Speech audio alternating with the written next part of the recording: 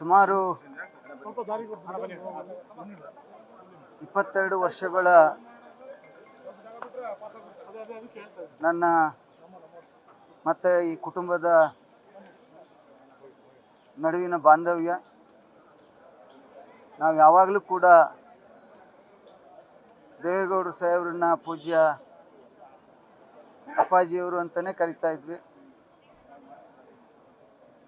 ಯಾವತ್ತೇ ನಾವು ಈ ಮನೆಗೆ ಬಂದಂಥ ಸಂದರ್ಭದಲ್ಲಿ ದೊಡ್ಡ ಸಾಹೇಬ್ರನ್ನ ಮತ್ತು ಚೆನ್ನಮ್ಮಾಜಿಯವ್ರನ್ನ ನಮಸ್ಕಾರ ಮಾಡಿ ಊಟದ ಸಮಯದಲ್ಲಿ ಊಟವನ್ನು ಕೊಡುವಂಥದ್ದನ್ನ ಮಾಡ್ತಾಯಿದ್ರು, ತಿಂಡಿಯನ್ನು ಕೊಡುವಂಥ ಸಮಯದಲ್ಲಿ ತಿಂಡಿಯನ್ನು ಕೊಡುವಂಥದ್ದು ಮಾಡ್ತಾಯಿದ್ರು.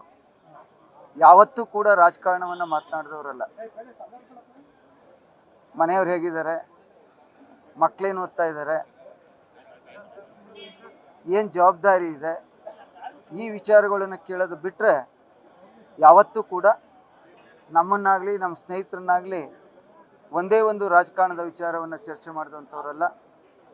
ಈ ದೇಶದಲ್ಲಿ ರಾಜಕೀಯ ಕ್ಷೇತ್ರದಲ್ಲಿರ್ಬೋದು, ಇವತ್ತಿನ ಹೆಣ್ಮಕ್ಳಿಗಿರ್ಬೋದು ಅಥವಾ ನಮ್ಮಂಥವ್ರಿಗಿರ್ಬೋದು, ಇಡೀ ದೇಶದಲ್ಲಿಯೇ ಈ ಕುಟುಂಬ ದೇವೇಗೌಡರು ಸಾಹೇಬರು ಮತ್ತು ಚೆನ್ನಮ್ಮನವರ ಒಂದು ಜೀವನ ಇತರೆ ನಮ್ಮಂಥ ಯುವಕರಿಗೆ, ಸ್ನೇಹಿತರಿಗೆ, ಎಲ್ಲ ರಂಗದಲ್ಲಿರ್ತಕ್ಕಂಥವ್ರಿಗೂ ಕೂಡ ಒಂದು ಮಾದರಿ ಅನ್ನುವಂಥ, ರೋಲ್ ಮಾಡೆಲ್ ಕುಟುಂಬ ಅನ್ನುವಂಥ ಮಾತನ್ನು ಈ ಸಂದರ್ಭದಲ್ಲಿ ಹೇಳ್ತಾ, ನಾವು ಕೂಡ ಈ ಸಂದರ್ಭದಲ್ಲಿ ಅವರ ಕುಟುಂಬಕ್ಕೆ ತಾಯಿ ಚಾಮುಂಡೇಶ್ವರಿ ಆ ಒಂದು ದುಃಖವನ್ನು ಭರಿಸುವಂಥ ಶಕ್ತಿಯನ್ನು ಕೊಡಲಿ ಅನ್ನೋದ್ರ ಜೊತೆಗೆ ಈ ದೇಶದಲ್ಲಿ ಭಾಳಷ್ಟು ಅವರು ಅಭಿಮಾನಿಗಳನ್ನು ಇವತ್ತೇನು ಕಳ್ಕೊಂಡಿದ್ದೀವಿ, ನಾವು ನಮ್ಮ ತಾಯಿಯ ಒಂದು ಹೃದಯವನ್ನು ಈ ದೇಶದಲ್ಲಿ ಕಳ್ಕೊಂಡಿದ್ದೇವೆ ಅನ್ನುವಂಥ ಒಂದು ಸಂಕಟವನ್ನು ಈ ಸಂದರ್ಭದಲ್ಲಿ ಮಾಜಿ ಪ್ರಧಾನಿ ಎಚ್ ಡಿ ದೇವೇಗೌಡರ ಸಹಧರ್ಮಿಣಿ ಚೆನ್ನಮ್ಮ ಅವರು, ದೇವೇಗೌಡರ ಮತ್ತು ಅವರ ಇಡೀ ಕುಟುಂಬದ ಒಂದು ಆಧಾರ ಸ್ತಂಭವಾಗಿದ್ದು, ಅವರಿಗೆ ವಿಶೇಷವಾದಂಥ ಶಕ್ತಿಯನ್ನು ಅವರ ಬದುಕಿನ, ದೇವೇಗೌಡರ ಬದುಕಿನಿಡೀ ಕೊಟ್ಟಂಥ ಒಂದು ಕೆಲಸ ಅವರು ಮಾಡಿದ್ದಾರೆ. ಅಂಥ ಒಬ್ಬ ತ್ಯಾಗಿ, ಒಂದು ಶಕ್ತಿವಂತ ಮಹಿಳೆಯೆಲ್ಲ ಕಳ್ಕೊಂಡು ದೇವೇಗೌಡರು ಅವರ ಫ್ಯಾಮಿಲಿಗೆ ಅಪಾರವಾದ ನಷ್ಟವಾಗಿದೆ. ಮತ್ತು ಅವರ ಅಪಾರ ಅಭಿಮಾನಿಗಳನ್ನು ಕೂಡ ಕಳೆದುಕೊಂಡಿದ್ದಾರೆ.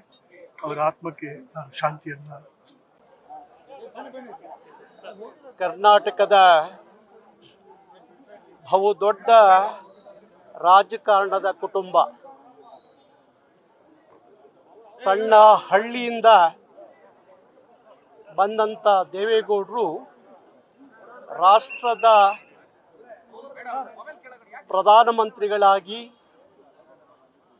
ಕರ್ನಾಟಕದ ಮುಖ್ಯಮಂತ್ರಿಗಳಾಗಿ, ಇಡೀ ಕುಟುಂಬ ರಾಷ್ಟ್ರ ಮಟ್ಟದಲ್ಲಿ ರಾಜಕಾರಣದ ದೊಡ್ಡ ಕುಟುಂಬ ಆದರೂ ಸಹ ಅದರ ಹಿಂದಿನ ಶಕ್ತಿ ದೇವೇಗೌಡರ ಶ್ರೀಮತಿ ಅವರ ಶಕ್ತಿಯೇ ಹೊರತು ಮತ್ತೇನಲ್ಲ ಅಂತ ಹೇಳಿ ಎಲ್ಲರಿಗೂ ಗೊತ್ತಿರುವಂಥ ವಿಚಾರ. ಬಹುಶಃ ಕರ್ನಾಟಕಕ್ಕೆ ಒಂದು ದೊಡ್ಡ ಆದರ್ಶ, ಒಂದು ಕುಟುಂಬವನ್ನು ಹೇಗೆ ತಗೊಂಡೋಗ್ಬೇಕು ಅಂತ ಹೇಳಿ ಹಗಲು ರಾತ್ರಿ ಧ್ಯಾನ ಮತ್ತು ಜ್ಞಾನ ಎರಡನ್ನು ಇಟ್ಕೊಂಡು ಪ್ರತಿದಿನ, ಬಹುಶಃ ಯಾವ ದೇವಾಲಯದಲ್ಲಿ ಎಷ್ಟೊತ್ತು ಪೂಜೆ ಆಗುತ್ತೋ ಗೊತ್ತಿಲ್ಲ, ದೇವೇಗೌಡರ ಮನೆಯಲ್ಲಿ ಸುಮಾರು 5-6 ಗಂಟೆಗಳ ಕಾಲ ನಿತ್ಯ ಧ್ಯಾನ, ಪೂಜೆ, ಪುರಸ್ಕಾರ ನಡೀತಿದ್ದಂಥ ಒಂದು ಅದ್ಭುತವಾದಂಥ ಕುಟುಂಬಕ್ಕೆ ಸಾಕ್ಷಿ ಆದವರು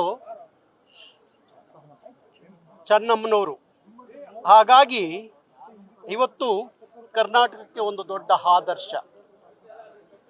ಆ ಮಾದರಿಯಲ್ಲಿ ಕರ್ನಾಟಕದ ಮಾತೆಯರು ಚೆನ್ನಮ್ಮನವ್ರನ್ನ ಆದರ್ಶವಾಗಿ ತಗೊಂಡ್ರೆ ಸಾಕು. ಇವತ್ತು ಅವರು ನಮ್ಮ ಜೊತೆಯಲ್ಲಿ ಇಲ್ಲ. ಬಹುಶಃ ಬದುಕಿದ ಕ್ಷಣವು ಕರ್ನಾಟಕಕ್ಕೆ ಅವರು ಆದರ್ಶ. ಹಾಗಾಗಿ ಆ ಕುಟುಂಬ ಇವತ್ತಿಗೂ ದೇಶದಲ್ಲಿ ದೊಡ್ಡ ರಾಜಕೀಯ ಶಕ್ತಿಯಾಗಿದ್ದರೆ ಅದು ಹಿಂದೆ ಇದ್ದಂಥ ಶಕ್ತಿ ಅದು ಚೆನ್ನಮ್ಮನವರು ಅಂತ ಹೇಳಲಿಕ್ಕೆ ನಮಗೆಲ್ಲ ಗೊತ್ತಿದೆ.